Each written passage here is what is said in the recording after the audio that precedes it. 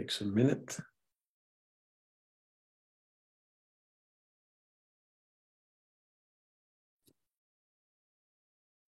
Yes, and it seems that we are live. I'm going to wait a few more seconds. Yeah, welcome everyone. I'm going to double check just to see if the technique is not leaving us behind, because crazy things are happening lately. And welcome here at a live stream together with Jeroen Pols and David Icke. And we're going to go into the case for coming Friday, Dutch time, 11 in the morning. Then we're going to be in court. What did you say, Jeroen? 12 in the morning. Is it at 12? I thought it was 11 in the morning. I don't think so. It's 12. Yes, I think it's 11. Well, there better be early than late, Jeroen. So what I'm going to do, I'm going to start with a short update, especially for those viewers who are relatively new on the case. What happened is that on the 6th of November, so that's about 1 month ago, we were organizing a demonstration with an organization that is called in Dutch Together for the Netherlands, Samen, voor Nederland. And David Icke was invited to speak at this peace rally. And then it turned out, as soon as we started calling his name, that people started talking about everything except about the peace rally. It was all about David Icke and what he was thinking about Jewish people, and he was a Holocaust denier. Now, personally, I have a Jewish background, so I'm pretty sensitive for Holocaust denial. But having said that, I do think that everyone has the right to deny the Holocaust if they want to. The only difference is that I would not work together with those people to give them a stage, but that's my personal opinion. But if you want to deny the Holocaust, according to me, you're totally free and entitled to do so. That's your freedom of speech and your freedom of thinking. I know a lot of people think differently about this. But because I'm part of the organization, I invited David for a live stream, and I just asked him, do you believe that the Holocaust took place? And to my own surprise, he said, absolutely. Do you believe that a lot of Jewish people were systematically killed by the Nazis? And then he said something very interesting. He said, well, I actually never think that the Nazis went away. They actually just changed suits. And I was very surprised about this answer. And I said, okay, so how come that a lot of organizations, such as CIDI here in the Netherlands, which is the Center of Information and Documentation about Israel, who started calling David Icke a Holocaust denial in the first place, why are those people accusing you of Holocaust denial? And then David said something very interesting. If you start calling me a denier of anything, you do not have to talk with me anymore. And Jeroen Pols is here from the organization of Virus Waarheid. And that's exactly what started to happen with Willem Engel and with Jeroen Pols. They were supposed to be the deniers of the virus of corona. What happened then is that the CIDI got so stressed of David Icke coming to the Netherlands that they actually asked the city hall of the city of Amsterdam, where the demonstration would take place, to see if it was possible to forbid David to come and speak. So this was all about David speaking at a peace rally. I remind you, at a peace rally. It was not about corona. It was not about anything else. It was about peace. Especially, of course, because of the war, Russia-Ukraine. What then happened is that the City Hall of Amsterdam asked the immigration service to see if it was possible to deny, or at least to forbid David to come to Holland. And what then happened is that the immigration service, they went to the Ministry of Justice and they allowed them to forbid David to come. And they did it even worse. They actually put him on the SIS2 list, which is the Schengen agreement, and David is not allowed to enter 26 countries, including the Netherlands, for the coming, pay attention, 24 months. By now, we also know that, for example, the United States and countries like Romania take over that verdict, and that means that you're basically locked up in your own country for 24 months. And this was all about speaking at a peace rally on the 6th of November. What then happened is we tried to start a law case, but there was no more time because David was told that he wasn't able to speak at the rally on the 4th of November at 6 o'clock in the afternoon. So how are you going to start a law case within one day? impossible. So we took some more time, and now the law case is taking place, and it's coming up on Friday morning. Is it 11 o'clock, Jeroen? 11 o'clock. I didn't want to confuse people, but yeah, you're right. It's 11. Okay, yes. thank you. So there is a lot to talk about, and we will see how long this live stream will go on. It is recorded. We are going to put it on freedavidicke.eu. Please sign the petition if you haven't done by now. We're going to show all the signatures. We're not going to give them the email addresses, by the way. We're going to show them the names. We're not going to give them any email addresses, but we're going to show that David is not alone in this case. And by now, we already have more than 50,000 online signatures. Now, there's a lot to talk about. It's getting crazier and crazier, but I want to hear from you, David. What do you think about what has been going on? What has been the impact for you? And how do you see all this? Well, it's kind of bewildering. You know, you get invited to speak at a peace rally in Amsterdam, and you find yourself walking bewildered around a kindergarten with the greatest respect to little children. It's just an extraordinary thing. And people might just turn this the other way and just ask a question. Why are they so frightened of me? You know, if you look at my background and my philosophy on life, it's that we're all one consciousness having different experiences. And the labels of a human life, of race and culture and income bracket and sexuality and religion, these are all experiences, but we are the consciousness having them. And in the end, we're all the same consciousness. Now, whether people go with that or not is up to them. But what it means is the whole idea that you judge people by their culture, their background, or their racial nature, it cannot play any part in a philosophy like that. So they might then ask, why are they using this to stop him speaking? I mean, what would I have done, Mordechai? I'd have come in, I'd have spoken for 20 minutes to half an hour, and I'd have come home. But for some reason, they have just gone hysterical. But it also is something that, you know, the Netherlands is becoming absolutely a test case in so many ways for what is going on globally. Because you can look at what's been done to me, 26 countries and a lot more, as you say, I can't go into, for accepting an invitation to speak at a peace rally. And people will say, you know, if they have any reasonable way of looking at the world, that is ridiculous and silly and way over the top. But then look what Rutte and co are doing to Dutch farmers. I mean, how over the top and extreme is that? And, you know, those that speak out and won't just accept and obey and keep their head down and just keep their mouth shut, those that do that are obviously going to be targeted first. It's like the people that were challenging the Dutch lockdowns were targeted horrendously on many occasions by the brutal Dutch police. But what you find, and it's like that wonderful expression of this whole theme that I'm talking about by a German pastor called Niemöller in Germany, who was talking about the experience with the Nazis. And he talked about first they came for the trade unionists. I wasn't a trade unionist, so I did nothing. Then they came for the communists. I wasn't a communist and I did nothing. Then they came for the Jews and I was not a Jew, so I did nothing. Then they came for me and there was no one left to speak out for me. And this is how it works. They pick off. What they do is they demonize either an individual or a section of society. And they turn the rest of society against them.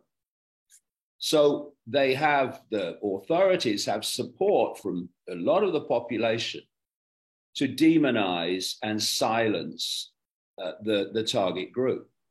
But when that's done, they come for the next group and the next group. So I would say to people in the Netherlands, everywhere else actually, that they may come for me now, but they'll come for you tomorrow.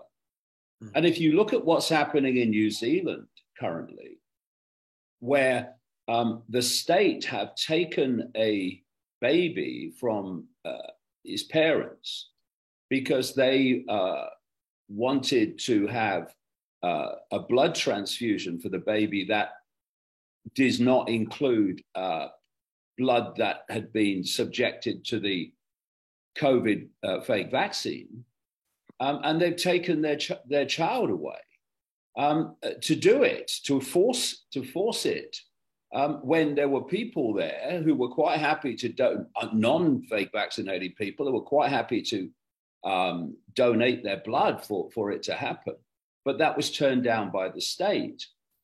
So it's that situation today because it's someone, the parents, who stood up and said, we don't want to do this.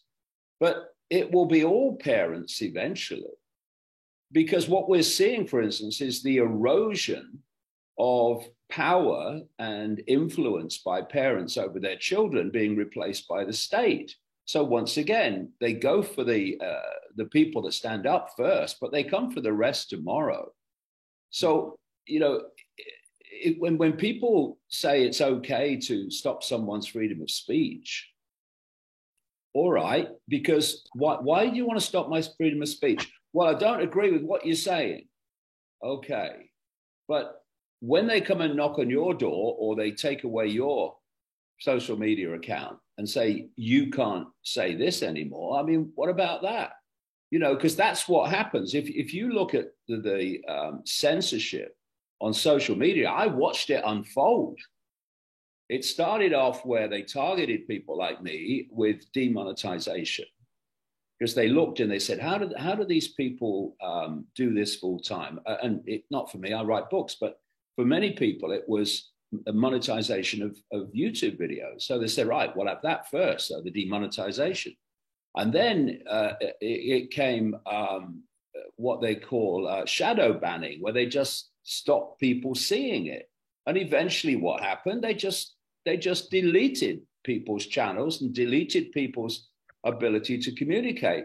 It's a process. It's what I call the totalitarian tiptoe. And we have to decide where we're going to draw the line in the sand. Now or down the road when they're knocking on your door and deleting your accounts for saying things that are far milder than I'm saying. Yeah. So to get into this about demonetize, how do you say that? Demonetization, yeah. Demonetization. Viruswaarheid is actually now not able to receive any more donations. And that was the only way they were able to start law cases. Can you say anything about that, Jeroen? Because how is Viruswaarheid now? You're not able to get any more money and so you have to stop. Yes, we gave a press conference last month that we now are obligated to stop because they canceled our bank accounts. We had 3 court cases against the bank, and the bank, of course, is a part in partnership with the government.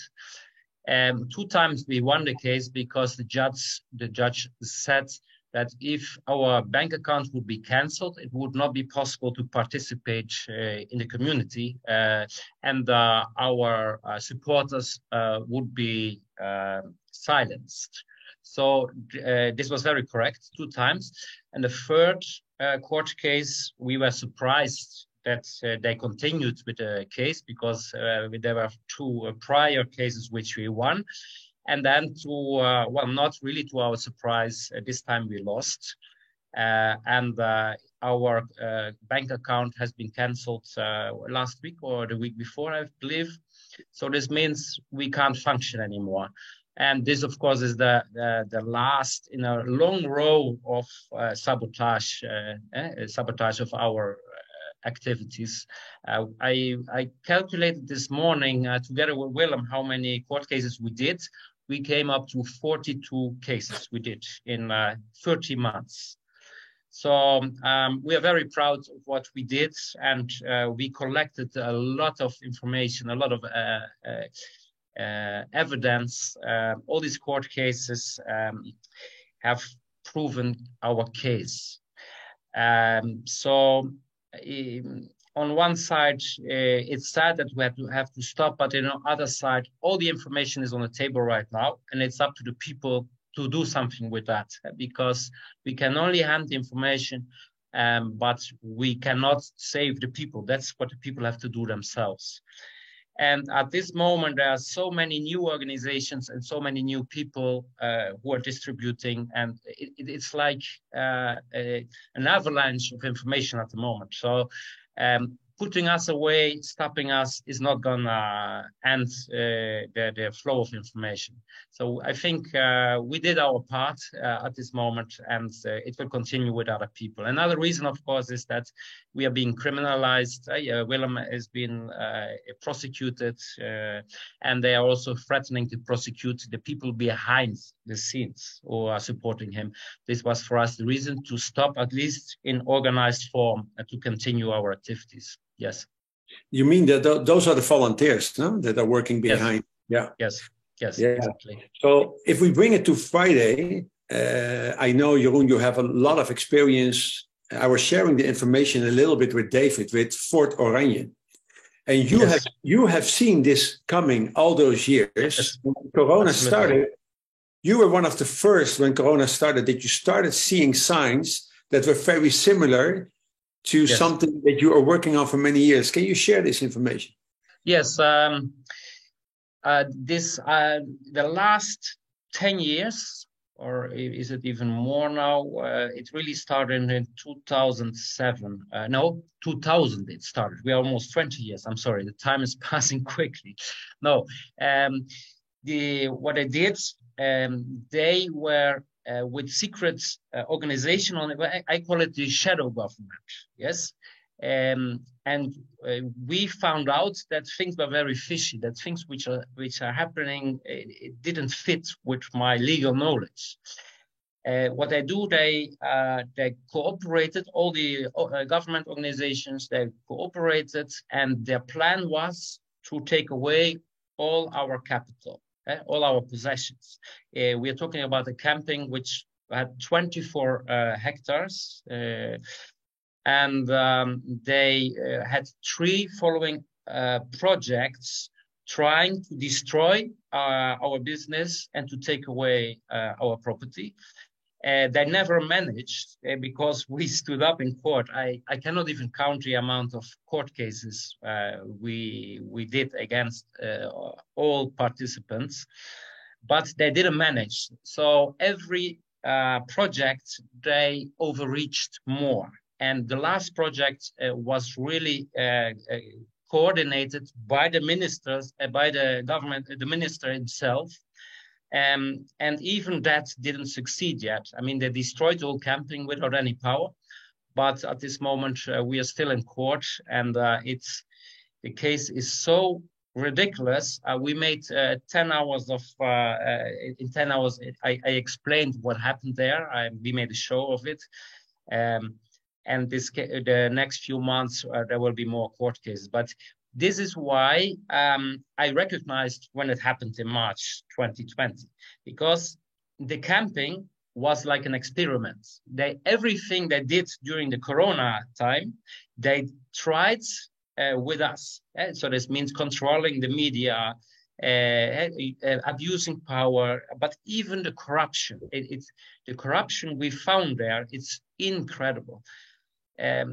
So yes, we have a lot of experience, and we were telling the people, listen, there's something going on in this country which is very, very bad.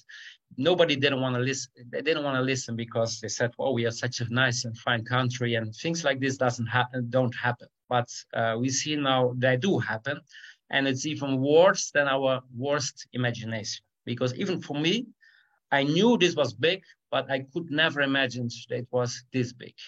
So yes.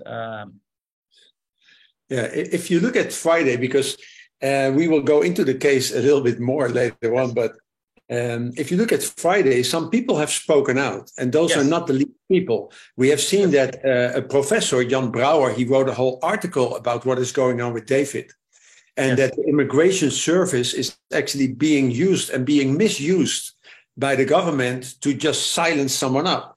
Another person, this is Dagmar Oudshoorn, she is the CEO of Amnesty here in Holland. She actually said exactly the same. You're not supposed to limit the demonstration law, which we have here in Holland, with something that they are doing. How do you look to Friday and with everything that you have seen happening over the last few weeks in their defense? Yeah, I think what they did was a bridge too far. This is how they do things. They experiment, they see what is going to be the reaction. And if nobody says something, it's going to be in the protocol. And next time they're going to ban everybody to enter the EU if they don't like your opinion. So in this case, many people spoke out. There were also articles in a newspaper. And Jan Brouwer is a very important one because he's a specialist in this field, the right to demonstrate and freedom of speech. He's from the University of Groningen, and he was in the beginning of the crisis in 2020. He was totally on our side. He turned around without any. We cannot really estimate what happened to him, but he refused after that to speak out because he compared the situation with the 30s, the 30s in Germany in the first opinions he gave back then in 2020. After that, we didn't hear him anymore. And this is the first time he said, I know also from people who know him, he said, this case of David Icke must be fought. This cannot stand. So we have a lot of support on the background. People are afraid to speak out. So it's a big step that more than one spoke out. And Amnesty is also quite a surprise because until now, they didn't say so much. We were in touch with them very much. We put a lot of pressure on them. And when I spoke to them before about these demonstrations which ended very violently by police force, they said, no, Holland is a great country and things like this don't happen. So it's a big step. At least they speak out, but it's probably also to save face a little bit because I think they lost a lot of support during this last 2.5-3 years. Yes. Yeah. So they're trying to make up a little bit, you think? Probably, yes. So David, you were actually planning. We were making everything ready for you to be part of this on Friday, to be there live. And we actually had the verdict, first of all, from the immigration service. They said, no, he's not allowed to come. So Jeroen went actually to the court and said, well, he is supposed to come. And even a lot of cases in the past where people were actually charged for criminal actions were allowed to stand there live, because we now know, and there's a lot of documents proving this, that being there live makes a lot of difference instead of being there online, especially when there is a language difference. How do you look at it, the fact that you're not allowed to be there on Friday? Well, there's a few things, really. First of all, I think it's a sign of the times that when the government, in effect, said, no, I can't come, and you went to the judge, it's a sign of the times that I was sure the judge would say no. Because what is happening here is, in a balanced society, different elements of society, different elements of authority have to be independent of each other, so that there's an independent judiciary that through which government excesses can be challenged. But what we've seen more and more, and you mentioned the shadow government, that's exactly what we're talking about. And it's global. I call it the global code, where they are deleting the lines between different elements of the system. So the system starts to move and talk and act as one unit. And if you look at the COVID era, if you look at what happened to me in terms of the most overwhelmingly, most of the Dutch media, if you look at the human caused climate change, allegedly, big time allegedly, and you look at what's happening in Ukraine, you see all over the world different elements of the system all speaking with the same tone. Whether it's the media, the mainstream media, they are going with the government narrative. And you've got Silicon Valley censoring in line with these narratives to stop them being challenged. And, you know, the world that we experience can only be understood if you grasp that there is this network, call it a shadow government, global cult, that is operating behind the scenes and is basically the cement that's connecting, on the face of it, totally unconnected institutions, countries, people, organizations. So, I mean, I've experienced this whole thing for a very long time.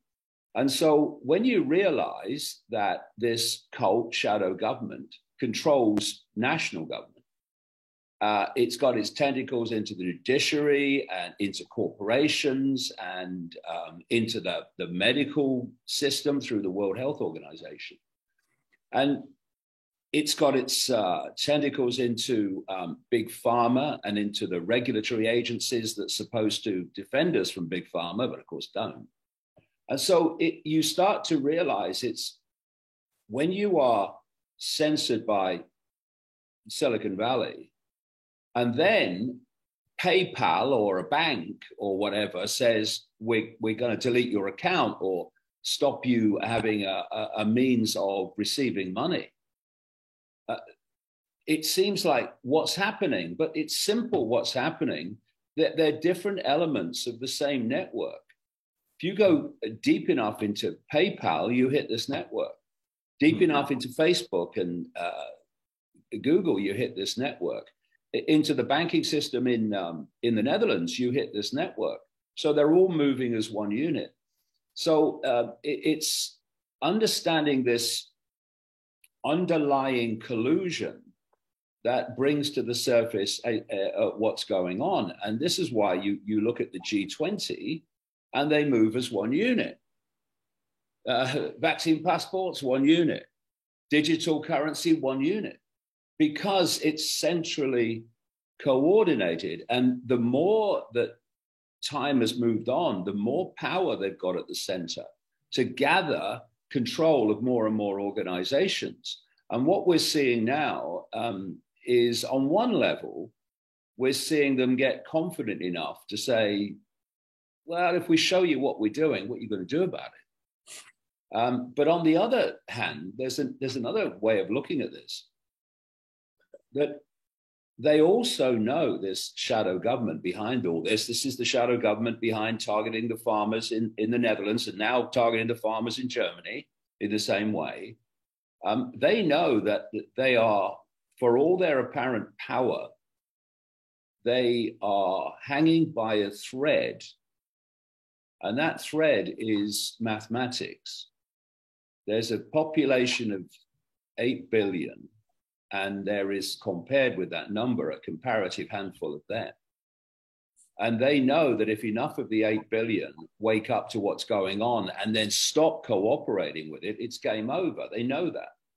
And so they are, their goal, their bottom line to stop that happening is they must control the perceptions of the population, so the population won't actually see what's happening until it's too late and everything's stitched up. And so how do you control the perceptions of the population? You control what the population hear from which they form their perceptions. I said a long time ago that the plan is eventually, if we allow it, that no one ever hears or sees anything that is not approved by the authorities. And of course, we're moving that way. So you start to see the fear part of this shadow government. When they run the government in the Netherlands on behalf of Schwab, who's a front man for this cult. They basically run the judiciary, they run the corporations, they run the health system, they run the United Nations, they run the World Health Organization, they run the IMF. But then they go into absolute panic mode over one bloke coming in to speak at a peace rally. And what they're frightened of is not me. They're frightened of information that will expose what's going on and give people another way of looking at the world. They know that if they can control the narrative, they'll control perception, and from perception comes behavior. So it's controlling the narrative is vital to everything they do. And the more that they are reaching their end game, the more what they're doing is put on public display, the more they have to control the narrative and stop it being exposed. Because, you know, you can manipulate below the radar, as they have decade after decade, to get all this into place. But if you're going to transform human society, there's a point where you have to do it in a way that people can see the transformation, see Dutch farmers in their situation at the moment. And once they get to that level, then they've really got to go into overdrive with censorship. Because not only have you got people saying this is really going on, people can now see it. And so from that comes control of the narrative through censorship and control of the narrative through intimidation. There's two groups that allow this to happen. One, the group that listen to what authority tells them and just believe it and act upon it without question. And the other group is that which sees some of it, doesn't want to do what authority tells it to do, but is frightened of not doing it. And those two groups have been responsible for every tyranny in history, because the tyrants, there's never enough of them. The tyrannies come in not because of the tyrants, but because of the population's acquiescence through unquestioning obedience or fear to tyrants. And the third group, what I call the renegade group, the truly renegade group, you are absolutely part of that, are those that say, I can see it, I can see what's happening, and I'm not going to cooperate with it. And they're the ones that are being targeted now, because this shadow government cult knows that that's the only group that can bring them down. The other two won't, through fear or unquestioning acquiescence. It's the renegade group that will do that. And that's why they target people like me on the scale that they do, on the ridiculous scale that they do. I mean, I was banned from Australia, still am, in 2019, after having a visa given to me to speak in 6 cities in September 2018. And I'm 4 hours from my flight leaving for Melbourne to start, when it was almost a mirror of what happened in the Dutch case. I had this long diatribe from the immigration minister in Australia, a guy called David Icke, saying all these things, including, well, we know you've been here 10 times and there's never been a problem, but you're not coming this time. And interestingly, what triggered it in Australia was a group, man and a dog group actually, called the Anti-Defamation Commission, who started off in exactly the way that CIDI did in the Netherlands. And the same process unfolded. This is why I was watching the Dutch situation unfold, and it was almost like, oh, God, not again. Because the media pick up what these groups start saying about you. They start repeating it without question. They never ask you on to put your point of view.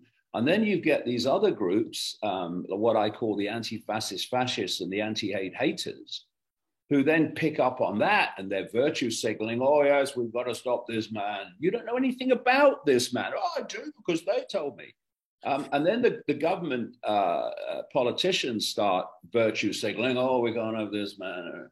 And eventually, it was almost a mirror, because the Australian authorities said to me, we know you've been here 10 times, there's never been a problem.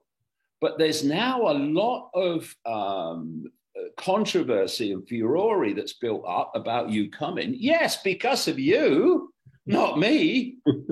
So we can't let you in. And that, of course, I sat there in a hotel on the Kent coast, just waiting to come through the Channel Tunnel. And I was hearing this Dutch government email translated for me. And I'm nodding, I'm shaking my head, because I thought I've heard this all before at LA Airport in 2019 from the Australian government. It's almost mirror what happened there. Yeah. Well, it also proves your idea about this whole global thing that's actually working out to details into governments.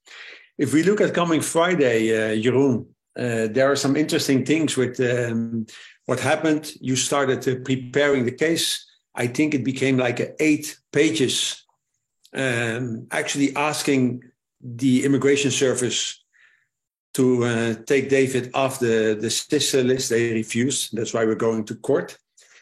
Can you say anything, and maybe not too technical, because for a lot of people it might not be able to understand. I had a lot of time reading everything and looking for all the articles.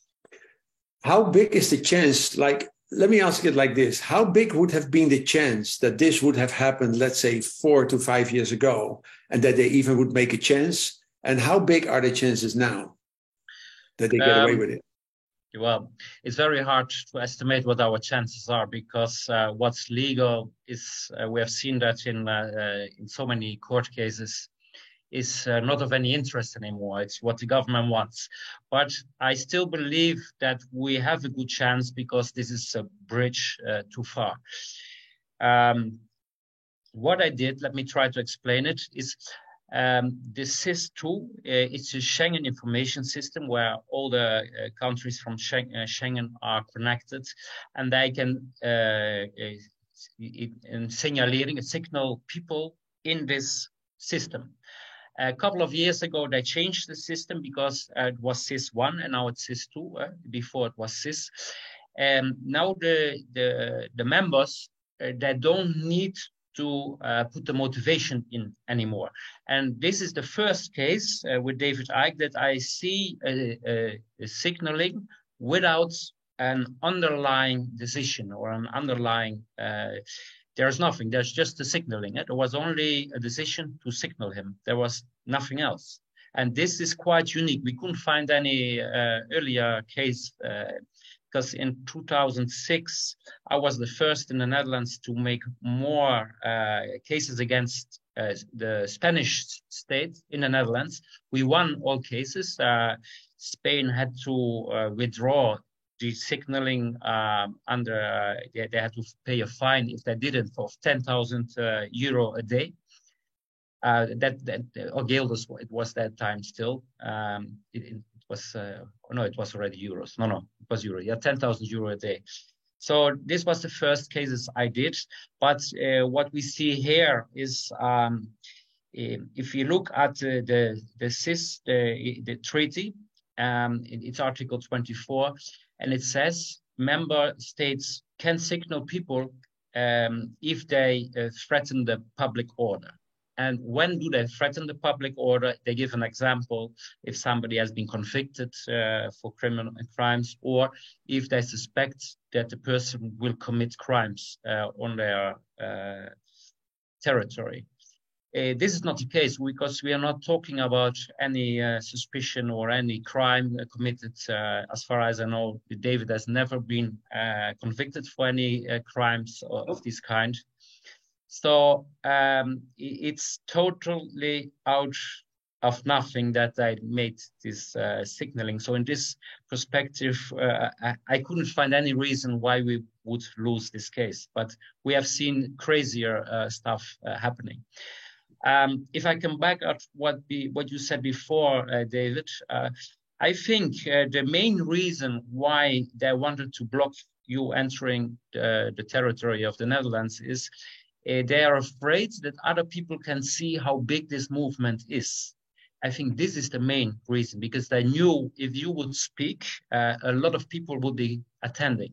And then you would have a big crowd standing there. And this is the last thing they want, because it's not about anti-Semitism. It's not about Jews. This is all a distraction from what it really is. Because if you read between the lines, what is really bothering them is an anti-government attitude. And even this is not correct, because we're not talking about an anti-government attitude. We are talking about an anti-hijack of the government. Right? I mean, all of us, we don't oppose the government. We oppose the people who are hijacking the system. So this is something very different. And I think this is the main reason, and the rest is all distraction. I mean, this anti-Semitism and all of this, it's nonsense. Yeah. So everything who's speaking out against the government is now an anti-Semitism. Yeah. But their biggest worry is it's a growing movement, and they blame it on the people, the conspiracy theorists. But in reality, we know that this movement is growing because more and more people are seeing what is happening. So they are trying to suppress it and to stop it. And they managed to sabotage the demonstration in Amsterdam, because after David didn't come, it was cancelled. So in this way, one side they managed, but on the other side, they made a big mistake, because it gave so much more publicity that the whole world knows now. Even I had people around me who don't follow anything, who don't know anything. He said, I never heard of David Icke, but now I started watch his contribution on the internet. So in a way, we must be grateful to this action, what they did. Although it's unfortunate for David, he can't move from Britain. But on the other hand, they did it as a big favor, because more people than ever now know the name of David Icke. Have you noticed anything, David? Oh, yes, absolutely. You reach a point, if you just do what you know to be right, and you don't stop and apologize and try to defend yourself, you just keep going, bang, bang, bang.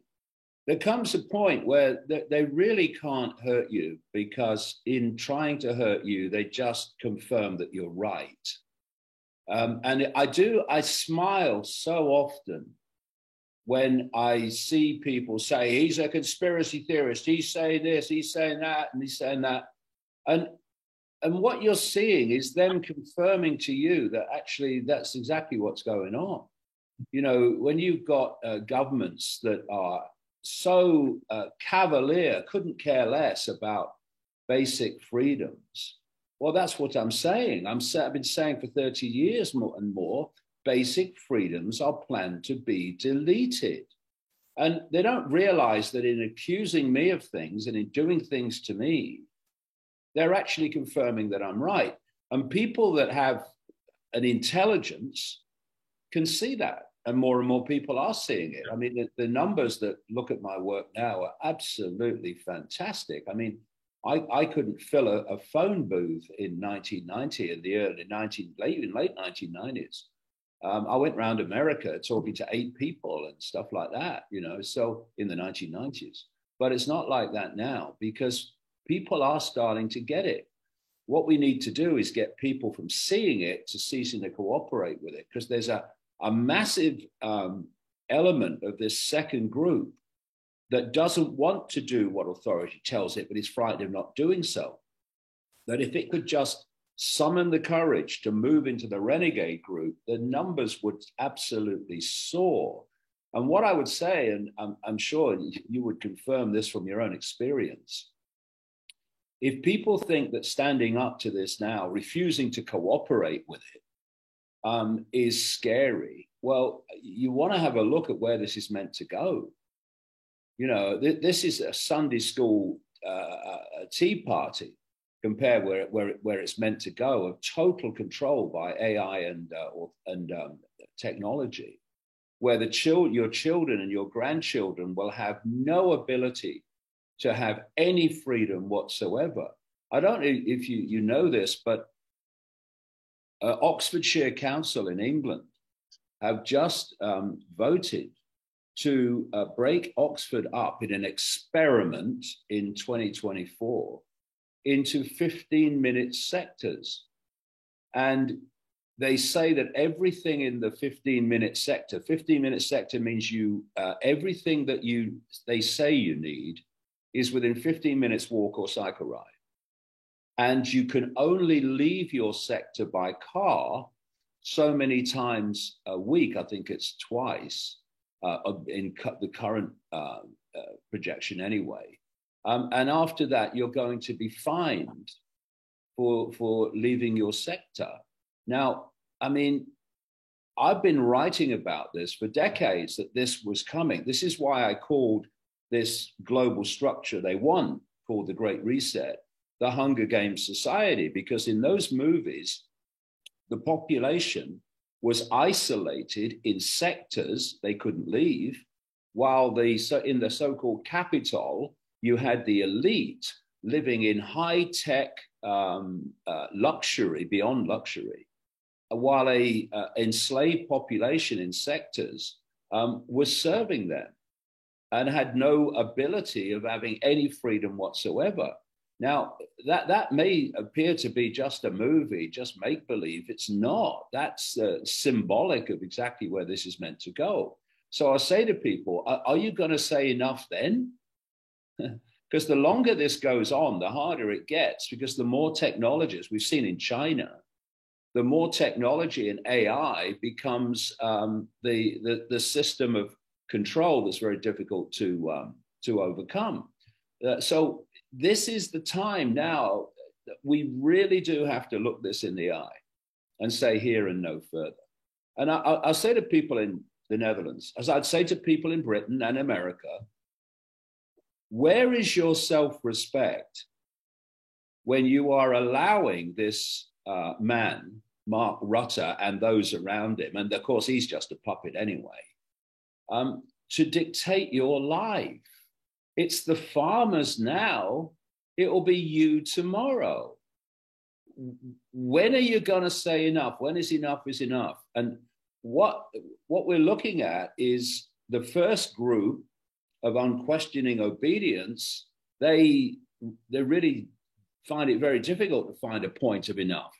But those that can see it's not right, but are frightened of doing anything, well, they need to realize that if they're frightened now, well, stick around. And, what about your kids and grandkids? Get into this renegade sector where you simply refuse to cooperate. If Rutte comes out of his political office and says, we've had a meeting and this is what's going to happen, if enough people won't cooperate, it can't happen. I say this to the law enforcement. There's some horrific scenes of what I've seen with the farmers.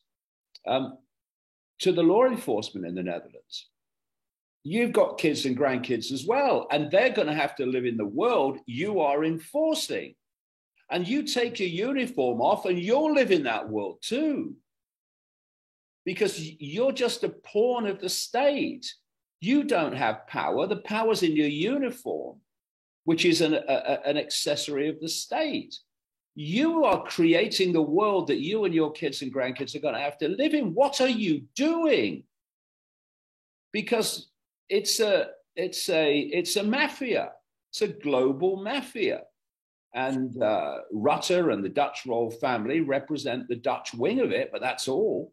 We've got people in this country representing the British wing of it.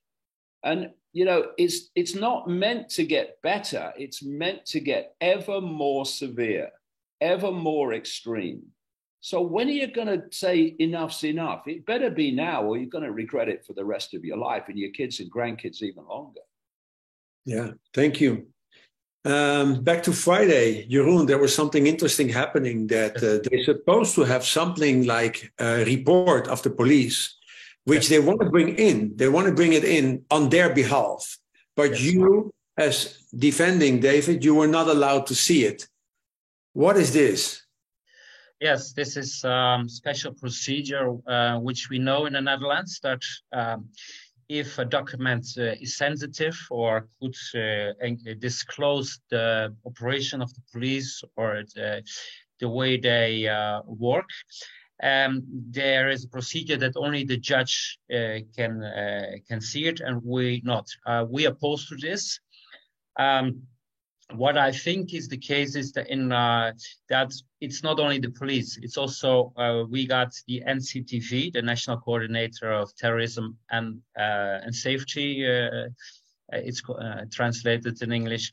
It's like a semi-secret service. They don't have legal status, but they act as a secret service, an information service. They coordinate all these actions against the opposition. And I believe that also this against David Icke is coordinated by them. If you go back to the basic, and this is what I was also said to court, there's two things. First of all, we must see this document because otherwise we cannot defend ourselves, because the facts on the base they made this decision, we don't know them. We haven't seen them. So, and I don't want to disclose them. So the second thing is the Secret Service or the state has no business in following or documenting activists. There is a very strict definition when they can intervene. And this is when people, activists, want to pursue their aim with violent action. This is not the case. We are all, we like to keep peaceful and demonstrate and protest peacefully. In this case, the state has no business in interfering or documenting or whatever. They should leave you in peace. The freedom of speech is together with the freedom to demonstrate these are core rights of us. This is the core of a democracy. And once you start doing what they're doing now, it's a major violation of these rights, because especially if you talk about government, politicians and everything, you have almost unlimited freedom, according to the European Court of Human Rights, to say what you want. You can call them lizards, you can call them whatever you want. The only limit is you are not allowed to call for violence against them. This is the only step you are not allowed to take.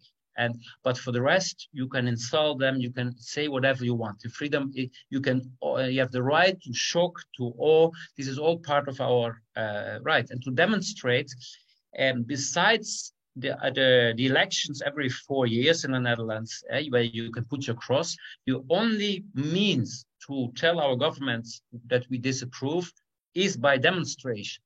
At the moment we lose that right, it's also the end of the democracy, because these are really core. This is the core of our democracy.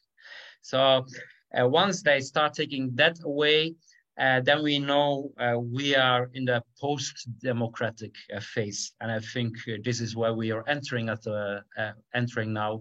But it's hopeful, at least, that some people are speaking out against this, and we will see Friday what the court is going to do, because the court has two choices. It's either they do what the state wants, but then we cannot say anymore that we are living in a democratic state of law. It's or you say we disapprove and we don't allow that. But there's nothing in the middle. So the court is going to decide where we stand with our democracy. So let's see what's going to happen. Yeah. So actually, what they were actually proposing is, by giving the report to the judge, they will actually make a different playing field, because then the judge will have information that they have. Everything is based upon that report, and you are not allowed to see it, who is actually trying to defend David. Yes, and we must have the chance to defend ourselves, to challenge this report, and especially this even more that in 2019, there was another scandal, and this was about the Islamic school. They used exactly the same recipe they are using now with David Icke, only that, of course, not with the CIS. What happened? They came with a report from the intelligence services. They made a big media circus around it, and they couldn't defend themselves. They were put away like terrorists, like Islamic fanaticism. Afterwards, these people, they're really, I don't know how many court cases they did, but they were really fighters. At the end, it came out that everything was a lie. The intelligence services lied everything which was in this secret report, which they were not allowed to see. In that case, they were lucky because it was an insider from this intelligence service who said himself he had a problem with his conscience of what was happening, and he informed them. But with this experience, we will say to the judge, we will not tolerate this, because from experience, we know that intelligence services, they don't tell the truth always. So we must be in a position to challenge this document. So it's only one choice: or they open it to both parties, or the judge has to send it back and keep it out of the procedure. There are no more choices than that. Okay, it's going to be very interesting. So before I give the last word to David, where you can let hear your voice to the Dutch audience, actually an international audience, because I saw the call for this live also on your website. Friday morning, Dutch time, 11 o'clock. Actually, it was very interesting that the court actually asked permission to Jeroen to see if they were allowed to make a live stream so everybody can watch it, because there was a lot of interest in this case. Yeah, so this is coming Friday. We're going to place the link as soon as we have it on the Facebook pages, on the website. You, David, are going to be part of the law case Friday by Skype, because you were not allowed to enter the country. And then we're going to see what happens. So I would like to ask you to take the word and to say goodbye, according to all of us. Thank you so far. Well, I think what you just discussed sums it up, really.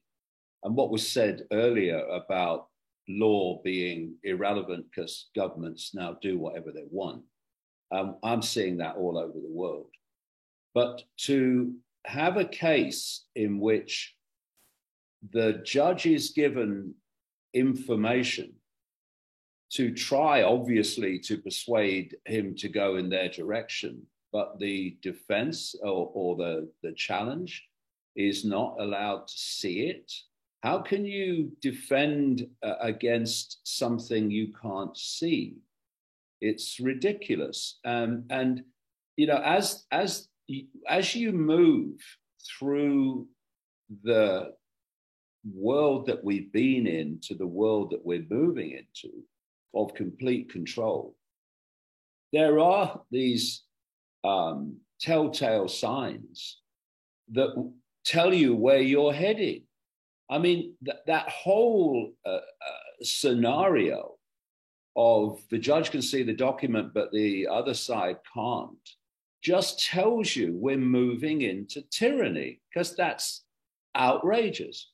And so I would say that if people, I guess if there's room, if people could get to the court and just show their support for freedom, and if there's a live stream, then, you know, you'll see, well, you might see justice at work, or you might see justice being demolished. We'll see. But these are crucial times. These are absolutely pivotal times where humanity is deciding if it wants to go down the road of freedom, or whether it wants to see it, the door close, so that, do you think freedom's being eroded? Well, imagine a world in which freedom has gone completely. Look at China. Look at what's happening in China. Look at 400 million people under house arrest. Look at the surveillance of the population, and everything's a QR code. So if you've not got the right ticks on the QR code, you're excluded from society. And remember this, as I've been saying for decades, If you want to see what the plan is for you tomorrow, look at China today. Do you want to live in China? If you don't, well, it's time to summon some backbone, because that's what's going to happen unless we sort this out. Okay, thank you so much. And to all listeners and viewers, see you on Friday. Thank you so much, David. And thank you, Jeroen, for everything. See you Friday. Thank you. And thanks for what you guys are doing. You've been absolutely magnificent. Talk about renegades. It's magnificent. Thank you. Thank you.